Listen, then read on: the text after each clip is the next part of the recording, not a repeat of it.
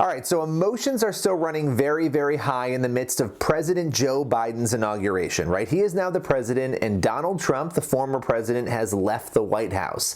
Now, a lot of Biden supporters are very excited about this, and a lot of detractors and people who didn't want Biden to win are outraged, depressed, saddened, confused. The list goes on, right? But no matter where you are, I have a list of 4 things, okay, that we need to do, no matter where we are on that emotional spectrum, in the wake of Biden's win. Now, first, we have to pray for President Joe Biden and Vice President Kamala Harris, because we are called to pray for our leaders, right? Doesn't matter how much you like or dislike them. It doesn't matter how much you agree or disagree with their platforms. If you're a Christian, 1 Timothy 2, 1-2 calls you to pray. It says, I urge then, first of all, that petitions, prayers, intercession, and thanksgiving be made for all people, for kings and all those in authority, that we may live peaceful and quiet lives in godliness and holiness. Now, the text doesn't say kings and leaders we agree with, right? It says all leaders. Right? So maybe you're scoffing at this. Maybe you're, noting that Biden and Harris are opposed to your values and your beliefs. And even if that's the case, I have another scripture to throw at you.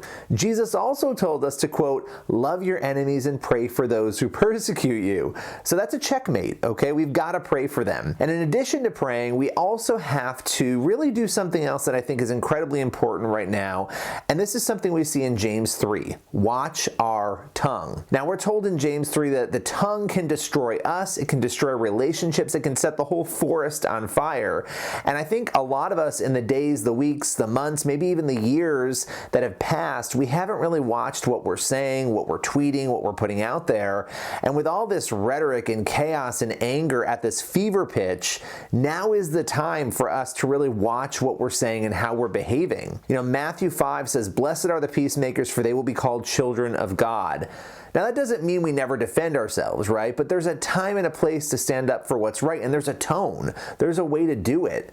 We're called to be seeking peace, not to be fueling chaos. And the third thing we need to do is to cling to truth, not our opinions, not our emotions, not what we want to be true, but what is actually true, to get our hearts in order, to get them focused on the truth and what is in front of us. And finally, okay, the final thing that we need to do is to be intentional about loving others. Okay, reach out with people we disagree with. I don't care if it's an obnoxious person, a person who voted a different way, a person who thinks a different way. We need to love others. We need to heal wounds by taking steps of faith to live out that command. Love God, love others. And at the end of the day, it's about praying for Biden and Harris. It's about watching our tongues, about getting our priorities straight by clinging to truth.